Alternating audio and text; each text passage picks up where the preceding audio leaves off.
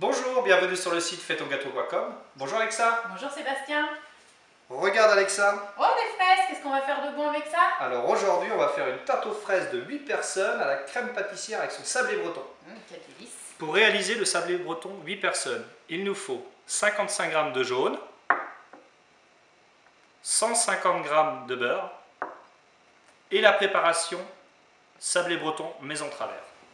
Pour le matériel, on a besoin d'un rouleau à pâtisserie, d'une palette coudée, d'un fouet, d'un cercle 28 cm de diamètre, d'une plaque de cuisson avec sa feuille de scie de pâte. Pour réaliser le sablé breton, il nous faut les 150 g de beurre et les 55 g de jaune. Alors Alexa, tu vas commencer par prendre les 150 g de beurre et tu les mets, tu les verses dans ton robot, tu mets tout.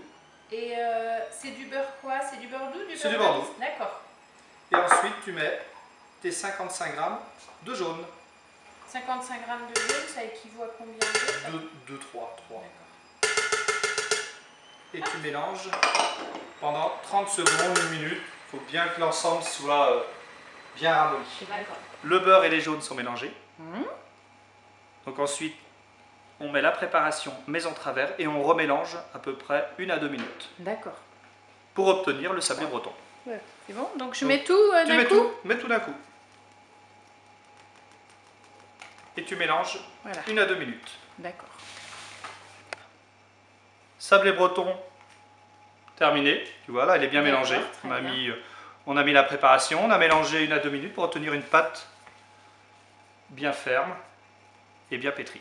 Faut pas qu'elle soit trop collante en fait? Non, surtout pas. Pas trop pétrir. Hein. Pas trop pétrir. Parce qu'après à travailler, tu auras des difficultés à pouvoir la mettre dans le cercle. D'accord. Donc le sablé breton, avec ça, on l'a mis dans son cul de poule. Ouais. Donc tu vois là, elle est bien pétrie. Maintenant, tu vas prendre la bombe et tu vas graisser un peu le cercle. Donc tu donnes un petit coup de bombe. Comment autour du tromper? cercle. Voilà, c'est parti. Ensuite, avec ça, tu prends la pâte. Oui. Tu la mets au milieu de ton cercle et tu aplatis avec tes mains. Et tu vas aller jusqu'au... Voilà. Essaye de voir. Faut qu'elle soit épaisse Non, parce qu'elle va mousser au four.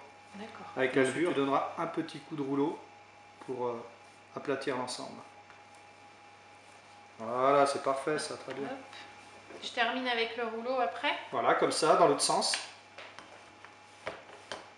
Et voilà. Ok. Et maintenant, au four à 180 degrés pendant 20 minutes. D'accord. Pour réaliser la crème pâtissière, il nous faut 300 g de lait cru, 80 g de sucre, 30 g de poudre à crème et 2 œufs. Donc avec ça, bon, tu as mis le chaud sous ton lait. Maintenant, tu peux verser ton sucre et en même temps, tu remues avec le fouet. D'accord. Okay, tiens, je te donne le fouet, vas-y. Tu verses et tu remues bien l'ensemble. Pour bien dissoudre le lait. Pour l'instant, tu laisses comme ça.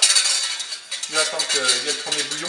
Et pendant ce temps-là, tu vas casser tes 2 œufs avec ta poudre à crème qu'on a légèrement délayée avec du lait froid. D'accord. Très bien, le deuxième. Tu reprends le fouet. Et tu remélanges l'ensemble œuf. Voilà, d'accord. Voilà. Œuf, poudre à crème. Et un petit peu de lait. C'est vrai que c'est une petite quantité, mais bon. Voilà, là c'est bien. Ouais, Très, ça très suffit bien. Ouais. pour que ce soit Non. Bon, vas-y, maintenant avec ça, tu peux prendre le lait. Tu le verses. Tu verses un petit peu de lait sur ta préparation. Voilà. Un petit peu d'autre encore, vas-y. Hop, c'est bon. Tu remets ta casserole sur le gaz. Et tu peux reverser l'ensemble dans la casserole. Et je mélange en même temps? Et tu mélanges en même temps. D'accord. Allez, vas-y. Super. Et là, tu vas... Ça va épaissir assez rapidement. Il n'y a pas du tout de vanille dans la crème pâtissière? Non, tu peux en mettre après si tu veux. C'est pas une... Oui, non, mais... Là, on veut vraiment faire une crème pâtissière. D'accord. Alors là, bah, ouais, ça met un peu plus de temps à épaissir. Pourquoi? C'est parce qu'on avait une grosse masse. D'accord. Mais au moins, on est sûr d'avoir une crème bien lisse. C'est parce que si tu délayes pas bien auparavant, tu risques d'avoir des grumeaux. Voilà. Là, tu la vois bien. Hein. Ouais, allez. Oui. Allez, je prends le relais. Oui, il faut vraiment pas avoir peur de battre. C'est bien au fond. Tu vois, ça se décolle bien. c'est terminé. Le sablé breton est cuit. Donc il a cuit 2-3 minutes de plus, donc 23 minutes à 180 degrés. Oui. On va le décercler, donc tu prends le cercle, tu l'enlèves. Ça s'enlève tout seul grâce à la bombe Panko. D'accord. Ensuite, tu prends un carton Oui. que tu trouves sur le site. D'accord. Et tu glisses le carton sous ta tarte pour bien l'enlever. Et tu vois, ça se fait vraiment tout seul, c'est super. Nickel. Et ça va refroidir beaucoup plus vite. La crème refroidie et bien mélangée. Voilà. Maintenant, nous allons la mettre sur la tarte.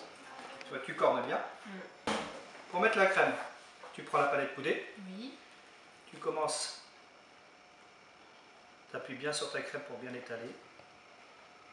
Et après, tu fais un geste assez rond. Tu vois, tu tournes. Et tu viens l'ouvrir sur le rebord. Le fond est assez fragile, vu que c'est quand même un sablé breton. Il est très aéré, donc il faut y aller délicatement. D'accord. Voilà. Donc on prévoit à peu près entre 500 et 600 grammes de gariguette. D'accord. Donc de la belle fraise. Donc tu prends ta fraise. Tu la coupes en deux. Évidemment, t'enlèves. Et tu fais le tour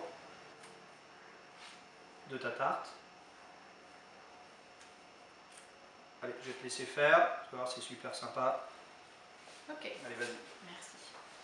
Il faut faire attention au gabarit des fraises, je suppose, quand tu dresses une tarte. Oui. Toujours mettre les plus grosses à l'extérieur et les plus petites, tu les mets au milieu. C'est plus joli au niveau du visuel. Oh, bah, très bien, ça commence à prendre forme. Et là, quand tu vas arriver au bout, tu vas commencer en descendre, dans l'alignement. Les fraises, tu les mets au dernier moment, enfin par exemple quand tu reçois et tout. Ah non, non, non. Tu peux dresser. Voilà, tu termines ta tarte, tu mets les fraises et tu réserves au frigo. Ça ramollit pas non, ton si sablé. tu fais ça, non, tu peux faire ça le matin pour le midi ou même le matin pour le soir. Ah oui, d'accord. Voilà, super. Très bien. Maintenant, on va lui donner un petit peu de brillance. C'est pas obligatoire, mais on va lui mettre un petit coup de nappage rouge pour la faire briller et donner un petit peu plus de goût si les fraises sont un petit peu, je dirais, un peu goût d'eau par rapport à la saison. Donc tu prends ton nappage et tu mets délicatement sur tes fraises. D'accord. Pas en quantité. Ah non, surtout pas. Mon nappage, je le laisse couler sur mes fraises. D'accord. Et t'as pas besoin de. En fait, tu l'appliques chaud en fait sur Voilà, tes fraises. exactement. Tu le fais pas refroidir Non, auparavant. non, non, non, non. Sinon, il se fige. Voilà, exactement. Et voilà, ensuite, Alexa, la tarte est nappée. D'accord. Maintenant, on va faire la petite touche finale. Tu vas mettre une fraise en déco. D'accord. Alors vas-y, tu la coupes en deux. Je laisse la queue là. Exactement. D'accord. Toc. Et tu la présentes sur la tarte. La tarte terminée. Bon appétit.